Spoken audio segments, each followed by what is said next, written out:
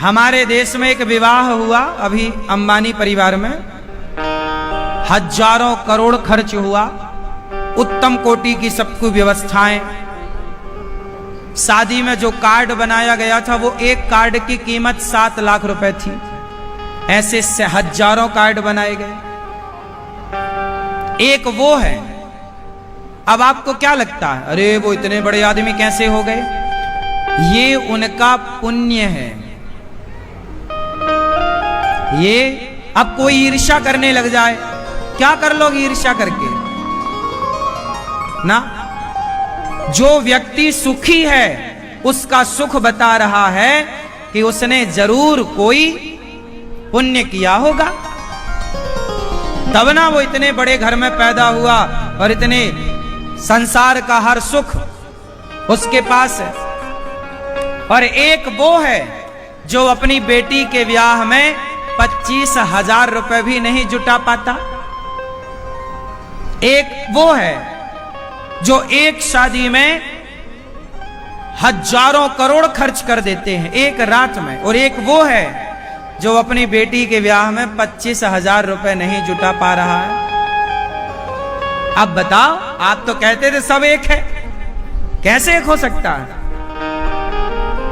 यही है पाप और यही है पुण्य।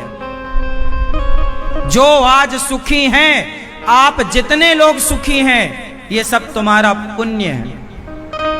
और आज जितने लोग दुखी हैं, ये सब उनके द्वारा ही किया गया पाप उनके आड़े आ रहा है, वही दुख दे रहा है। तुम्हारा पाप तुम्हें दुख देता है, तुम्हारा पुण्य तुम्हें सुख देता है।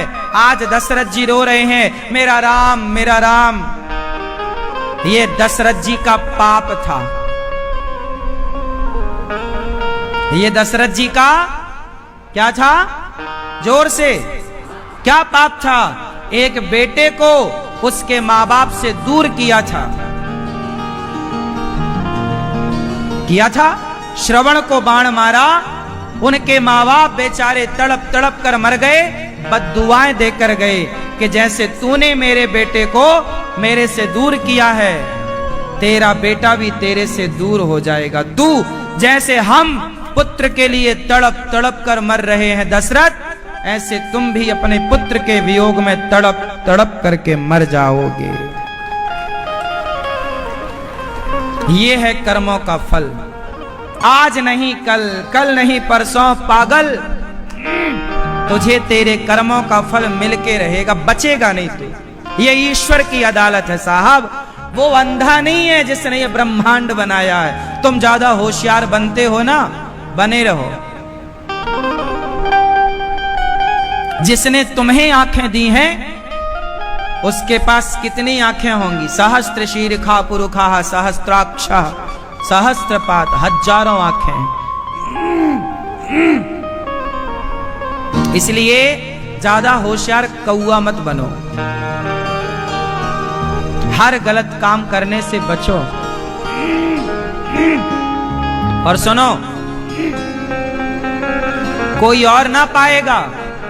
मैंने आपके गाल में एक थप्पड़ मारा है ना, तो बस ये ईश्वर की डायरी में लिख गया कि अनिरुद्धाचार्य ने बेवजह फलाने के गाल में थप्पड़ मारा। वो थप्पड़ मेरे गाल में वापस आएगा, चाहे इस जन्म में आवे, अगले जन्म में आएगा। पागल, बचेगा कोई नहीं। कोई बचा हो तो नाम लिखवा मुझे।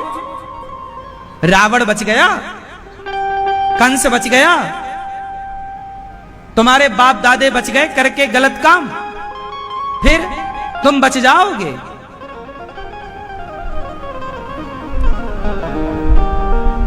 लाख आंख से देख रहा है तुझे देखने वाला, सच की खेती कर ले चतुर नर, समय गुजरता जाता। हमारे बुजुर्ग लोग कहते थे, यार नमक रोटी खा के गुजारा कर लो, कमर ही ढक लो गमछे से, ज्यादा कपड़े के लिए, ज्यादा खाने के लिए ना भागो। ईमानदारी से मिल जाए तो नमक रोटी खा लो, बेईमानी से बचो। पहले के लोग कहते थे। बेईमानी क्यों कहते थे? क्योंकि वो बेईमानी जो तुमने की है वो हिसाब चुकाना पड़ेगा। चलो आज तुम बेईमान करके धन्ना सेठ हो जाओगे, क्या लगता है तुम्हें? वो चुकाना नहीं पड़ेगा। अगले किसी जन्म में, ये तो जब तक तुम्हारा पुण्य है तुम मौज मस्ती कर रहे हो, तुम्हारा पाप तो हो रहा है पर वो पाप फल नहीं दे रहा है, क्योंकि अभी पुण्य ज्यादा है। जब पुण्य ज्यादा होते हैं ना तो पाप दब जाता है। जैसे आपका पड़ोसी बड़ा पापी है, आपको लगता सारा पाप करता फिर भी ये धनवान है, उसका पुण्य अभी ज्यादा है, कभी किया होगा उसने पुण्य है, दान किया होगा, धर्म किया होगा, किसी भूखे को भोजन कराया होगा, उसका पुण्य उसके साथ। तो अभी पुण्य के कारण पाप दब रहा है, लेकिन जिस दिन वो पाप उदय होगा तो फिर वो जब अपना नाच नचाएगा, अपना रुतबा दिखाएगा तो नानी याद आएगी साहब। हमने दिन बदलते देखे हैं, आप लोग अब देखे कि नहीं हमें नहीं पता। हमने दिन बदलते देखे हैं। जिनकी कल तक तूती बोलती थी, जिनका डंका बजता था साहब, आज उनके घर में रोटी के लाले पड़े हैं। ऐसे भी हमने लोगों को देखे हैं। आप लोगों ने देखे क्या ऐसे? जिनके घर में जिनके घर में हाथी हुआ करते थे, घोड़े हुआ करते थे, सारी शोहरत हुआ करती थी, आज उनके घर में रोटी का बंदोबस्त नहीं है। ऐसे हाल हमने देखे हैं जीवन में। धनवान होते हुए अकड़ देखी है लोगों की, और समय ढलने के बाद उनकी दीनता देखी है। जब पैसा आपके पास होता है, समय आपका होता है, आप अकड़ दिखाते हैं, लेकिन जब समय अपनी मार लगाता है तो अच्छों की अकड़ निकल जाती है और आदमी सरेंडर हो जाता है। इसलिए सबसे बलवान कौन है? बोलो। पुरुष बली नहीं होते है, समय होत बलवान। भीलन गोपी लूट लई, वही अर्जुन वही बाण। संभल के रहना रे बाबा। भगवान से रोज प्रार्थना करो, हे विधाता मेरे द्वारा कभी किसी का दिल ना दुखे, मेरी वाणी से कभी किसी का दिल ना दुखे, मेरे कर्मों से किसी का दिल ना दुखे, मेरा ये शरीर किसी का दिल ना दुखाए, मैं किसी को प्रसन्न कर सकूं तो बस मैं प्रसन्न करता रहूं, मैं किसी को रुलाऊं ना। मेरे कारण आपकी आंखों में आंसू नहीं आने चाहिए, मेरे कारण आपकी होठों पे मुस्कान आनी चाहिए। बस मैं तो ये चाहता हूं विधाता मेरे द्वारा कभी किसी को कोई कष्ट ना हो। मैं बचता हूं किसी को कष्ट देने से, मैं नहीं देता, मैं केवल हंसाता हूं, मैं केवल आपको कथा सुनाकर आपको खुशी देता हूं, आपकी भोजन की व्यवस्था कराकर आपकी सेवा करके आपके पेट भरने के बारे में सोचता हूं। आप गौरी गोपाल आए हैं तो यहां से खुश होकर जाएं। मैं आपको किसी प्रकार का दुख नहीं देना चाहता। भगवान से प्रार्थना करता हूं कि प्रभु मेरे द्वारा किसी को कोई दुख ना हो। यदि किसी को दुख मेरे द्वारा होने वाला हो तो उसके पहले ही मेरा जीवन पूरा हो जाए, पर मेरे द्वारा किसी को कष्ट ना हो। जीवन जियो ऐसे जियो। सुख देने आए हैं हम, दुख देने। दुख तो आदमी को कर्म दंड दे ही रहे हैं, दुख तो आपके कर्म आपको दे ही रहे हैं। मैं क्यों आपको दुखी दूं, दुख दूं? मुझे सुख देने का अधिकार है। एक मैया मेरे पास आई, महाराज जी मैं मछली खाती हूं, मछली।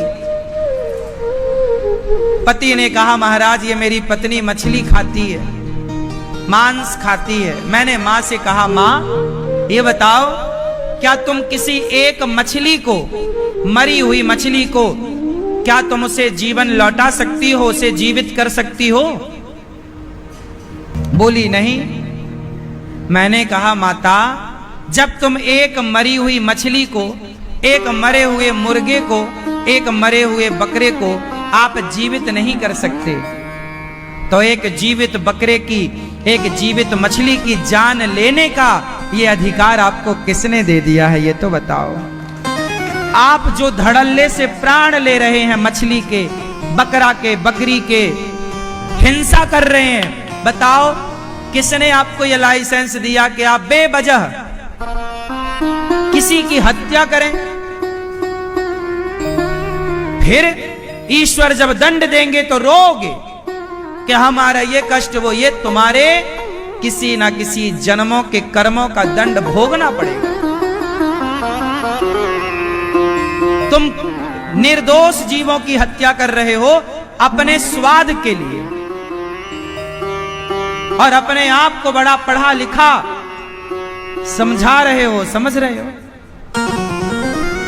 समझदार वो नहीं है जो किसी का गला काट के अपना पेट भरे, समझदार तो वो संत थे जो जंगल के कंद मूल फल पत्ता पत्ती खाकर, घास फूस खाकर अपना जीवन गुजारे, पर उन्होंने किसी को परेशान नहीं किया, किसी की आंखों में आंसू नहीं लाए। मेरे द्वारा किसी की हत्या क्यों हो? मैं क्यों किसी की हत्या का जिम्मेदार बनूं? क्यों कारण बनूं? नहीं, मैं भूखा मर जाऊं तो मर जाऊं, लेकिन मेरे कारण एक हंसती खेलती मछली क्यों मरे? मेरे कारण एक बकरा क्यों मरे? ना, यही धर्म, यही दया, यही दया का भाव तुम सनातनियों को, तुम हिंदुओं को दुनिया से सबसे श्रेष्ठ बनाता है।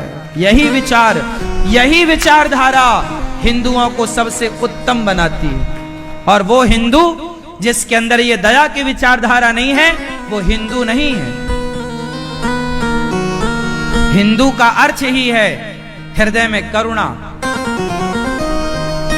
लेकिन एक बात यहां मैं और मेंशन कर दूं कि हिंदू दयावान होता है, अच्छा है, लेकिन इसका मतलब वो कायर नहीं होता।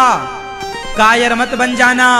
तुम्हारी बेटी, तुम्हारी बहनों पर कोई आतंकवादी आंख उठाकर देखे, तुम्हारी बेटी के साथ दुराचार करे, उस समय तुम ये कहोगे नहीं मैं हत्या नहीं करूंगा, मैं हिंसा नहीं करूंगा। उस समय राष्ट्र की रक्षा के लिए उस आतंकवादी को मारना ही तुम्हारा धर्म हो जाता है।